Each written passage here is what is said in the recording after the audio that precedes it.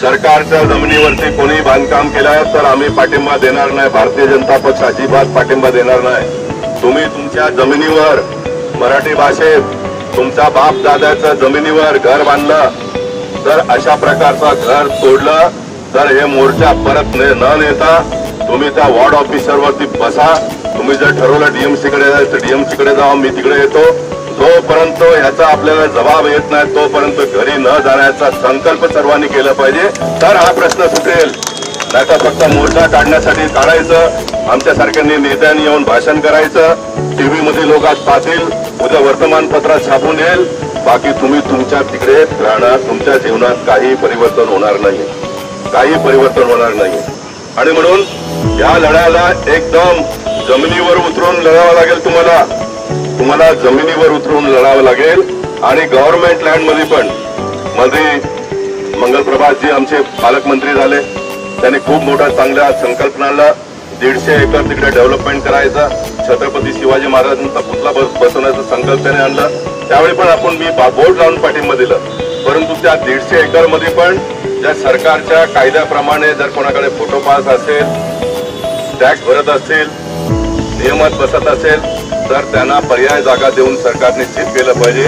आणि तो 150 एकर पण आपण लोकांनी मोकळा करून सरकारला मोठा प्रकल्प करण्यासाठी दिलं पाहिजे. चुकीचं आंदोलन करणार तर आम्ही पाठिंबा देणार नाही. तुम्ही रास्त आंदोलन करणार, न्यायिक आंदोलन करणार, आम्ही तुमच्या पाठीशी उभं राहू. आणि म्हणून सरकारी जमिनीवरती जर फोटो पास, आता फोटो पास म्हणतात त्या सिटी सर्वे मध्ये घोटाळे करून लोकांनी काढलं, तो एक प्रकार चालू आहे. एसआयटी बसवलं, शोधून काढा एसआयटीचे कोणते अधिकारी होते, त्यांनाही जाऊन आपण भेटूया. एअर कंडिशन ऑफिस मध्ये बसून निर्णय करून लोकांना हैराण परेशान करण्याचा धंदा जर कोण करत असेल तर आपण लोकांनी ते चालून नाही घेतलं पाहिजे. त्यांनी येऊन नागरिकांना विचारलं पाहिजे का सिटी सर्वे प्लॅन लोक बनवतात. मागे 2-3 दशक सिटी सर्वे प्लॅन वर चालला. सर्व सिटी सर्वेचा प्लॅन कोण बनवून देतो?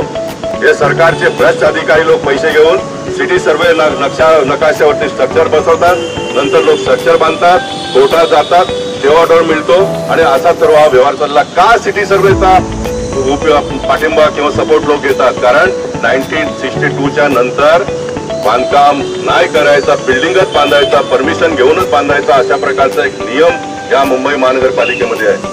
मी आताही मागे मुख्यमंत्र्यांना पत्र लिहिलं, उपमुख्यमंत्र्यांना पत्र लिहिलं, आयुक्तांना पत्र लिहिलं. हे 1962चा डेटम लाईन तुम्ही 2000 पर्यंत करा किंवा 2011 पर्यंत करा. आणि मी त्यांना स्पष्ट लिहिलंय, सरकारी जमिनीवर नका करू, प्रायव्हेट जमिनीवर करा.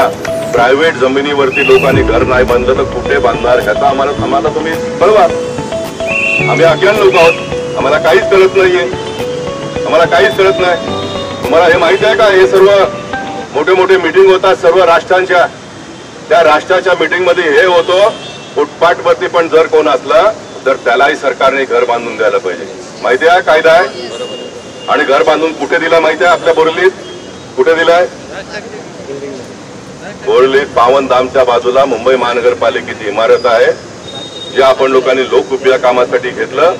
150 मुलांना पावसाळ्यात तिथे आणून ठेवलं, त्यांना जेवण दिलं जातो, त्यांना शिक्षण दिलं जातो, त्यांना सर्व प्रकारची व्यवस्था केली जाते. हे का केली जाते? कारण सर्व जे मोठमोठे विकसित देशातले लोक एअर कंडिशन ऑफिस मध्ये तिकडे बसून मीटिंग करतात, तिकडे कायदा पारित करतात आणि त्या लोकांनी पारित केलेला कायदा आपल्या देशामध्ये इम्प्लिमेंट होतो. परंतु जो माणूस स्वतःच्या जागेवरती घर बांधतो त्याचा घर बेकायदेशीर आहे म्हणून तोडून त्यांना बेघर करण्याचं काम होतो. अशा वेळी गणेश शेम म्हणून चालणार नाही. परत मी बोललो, मोर्चा काढणार, आपण येणार. संजय उपाध्यायांनी खूप चांगलं काम केलं, सर्व बीजेपी वाले दिसतात. त्या गावातल्या लोकांना येऊन द्या पुढे, गावातल्या लोकांना पुढे येऊन द्या. तुम्ही फक्त शेम करून नंतर तू आता घरी जाशील, शेम करून घरी जाशील तर म्युन्सिपाल्टीवाले या लोकांना आणखीन हैराण करतात. त्याला आणा कोण शेम बोलला म्हणून. बरोबर शेम भरून लढाई चालणार नाही. लढाई मोठी लढाई लागेल. लढाई लढत असताना पोलीस पकडेल ही मानसिकता तयार करून घरातून यायचं. पोलिसांनी जर नाही पकडलं तर आपला आजचा दिवस खराब असा समजायचं. पोलिसांनी जर पकडलं, आपल्याला बंद केलं तर आपला दिवस चांगला असा म्हणून न्यायाधीशासमोर उभं राहायचं. तुम्ही सांगा, आम्ही आमच्या बापाच्या जमिनीवर घर नाही बांधलं तर कुठे बांधायचं हे तुम्ही आपण जजला विचारू.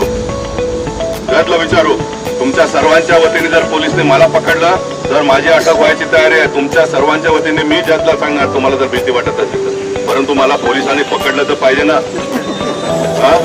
मला पोलिसांनी पकडलं पाहिजे, मला पोलिसांनी अटक केलं पाहिजे, मला पोलिसांनी उद्या न्यायालयासमोर उभं केलं पाहिजे, तर मग मी तिकडे सांगेन.